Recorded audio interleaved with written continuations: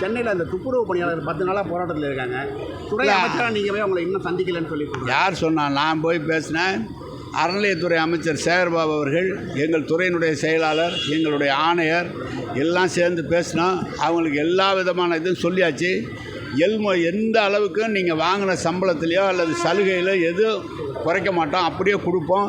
1693 பேர் இருக்கீங்க, அத்தனை பேர்த்துக்கு வேலை கொடுக்குறோம் அப்படின்லாம் பேசிட்டோம். அவங்க என்ன சொன்னாங்க, நாங்கள் NULMல இருக்கிறோன்னாங்க. அது மொத்தமாக டெண்டர் விட்டு அவுட் சோர்சிங் போனதுனால அதில் இருக்க முடியாதுங்கிற விவரத்தை சொல்லியிருக்கோம். நிறையா தொழிலாளிகள் இன்றைக்கு அதுலேருந்து இதில் ஜாயின் பண்ணிட்டாங்க. நேற்று 200 பேருக்கு மேலே வந்திருக்காங்க.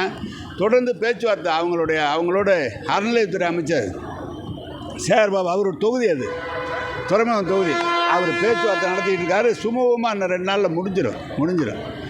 அதுக்கடையில் சொல்லுங்கள். அதனால வேறு என்ன தெரியும்? வேறு ஒன்றும் தெரியல பேசுறதுக்கு. அதனால் இதே பேசிகிட்டு இருக்கிறாரு. அவர் எங்கள்கிட்ட கருத்து வேறுபாடுங்கிறாரு. நான் ஏற்கனவே சொன்னேன், அவர்கிட்ட கருத்து வேறுபாடுபட்டு ஓபிஎஸ் என்ன பண்ணார், எங்ககிட்ட வந்தார். மறுநாள் கூப்பிட்டு சொன்னோன்னே அவர் இல்லைன்றார். இப்போ தேமுதிக அவங்க பார்க்குறாங்க ஒரு இதில். அவங்ககிட்ட இருக்கிறவங்க தான் முதலமைச்சரை பார்த்துட்டு போனாங்களே தவிர எங்ககிட்ட இருக்கிறவங்க யாரும் போக மாட்டாங்க. இபிஎஸ் கனவு பலிக்காது. இபிஎஸ் நினைக்கிறது நடக்காது. தளபதி தான் வருவார். தளபதி கூட்டணி அப்படியே தொடரும். அத்தனை பேரும் கட்சியில் நம்ம தளபதி அரவணைச்சு கொண்டு போகிறாங்க. அவருக்கு இபிஎஸ்க்கு வேறு சப்ஜெக்ட் இல்லை. அதனால் இந்த சப்ஜெக்டே பேசிகிட்டு இருக்கார்.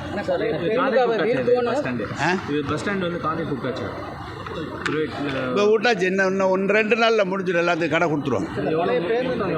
தெரியல, எனக்கு டீட்டெயில் தெரியல. கேட்டால் கமிஷனர் சொல்லுவார். உங்களுக்கு கமிஷனர் சொல்லுவார் டீட்டெயில். இல்லைங்க, அதை ஒன்றும் மாற்றல. அதை அப்படியே போட்டு கொஞ்சம் நாளில் பிக்கப் ஆயிருன்னு என்னுடைய எண்ணம். என்ன செய்யணும்னு சொல்லுங்கள். கரெக்டாக இன்றைக்கி செய்ய சொல்லுவோம். நம்ம இலாக்கா அதை உடனே செய்ய சொல்லுவோம். என்ன செய்ய சொல்லுவோம்? திமுக வீழ்த்துவனு பாமக பொதுக்குழுவில் தீர்மானம் போட்டிருக்காங்க. நான் வேணாம் தம்பி. அவங்களுக்குள்ளே இருக்கிற பெரியவர் அவர் அங்கிட்டு போனால் திமுக ஆதரிக்கிறதுக்கு ஆள் இருக்குல்ல. அவர் என்ன பண்ண போகிறார்? ஏற்கனவே எல்லாம் பார்த்தாங்க. பிஜேபியோட இருந்தாங்க. அவங்க போய் இருந்து திமுகவில் எல்லாம் பார்த்தாங்க. அவங்களால ஒன்றும் முடியல.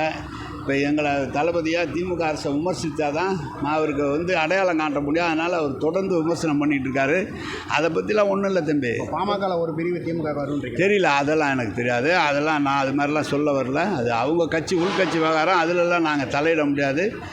எங்களுக்கு நாங்கள் இருக்கிறது ஸ்ட்ராங்காக இருக்கோம் தம்பி. மீண்டும் மக்கள் நல்லா இருக்கிறாங்க. மீண்டும் தளபதி தான் முதலமைச்சராக வருவார். அதில் எங்களுக்கு எல்முனையால் கூட சந்தேகம் இல்லை.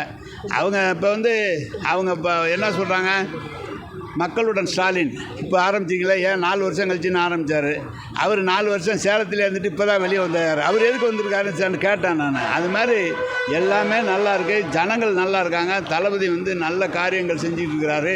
நாளை கூட 12ஆம் தேதி ரேஷன் பொருட்களை இல்லந்தோடி கொடுக்குற அந்த தொகை ஆரம்பிக்க போகிறாரு. அதனால் தேர்தல் நேரத்தில் சொன்ன வாக்குறுதிகள் நிறைய நிறைவேற்றிட்டோம். சொல்லாத வாக்குறுதிகளை நிறைவேற்றிட்டோம். மக்கள் நல்லா இருக்கிறாங்க. திமுக மீண்டும் வரும். தளபதி தான் முதலமைச்சராக வருவார். அது ஏற்கனவே 8 முறை வந்தார்ல. ஏற்கனவே 8 முறை வந்தார். வந்து தான் 40க்கு 40 திமுக ஜெயிச்சுது. பிரதமர் நம்ம நாட்டுக்கு வரதில்லை. நமக்கு என்ன இருக்குது அதில் ஒன்று.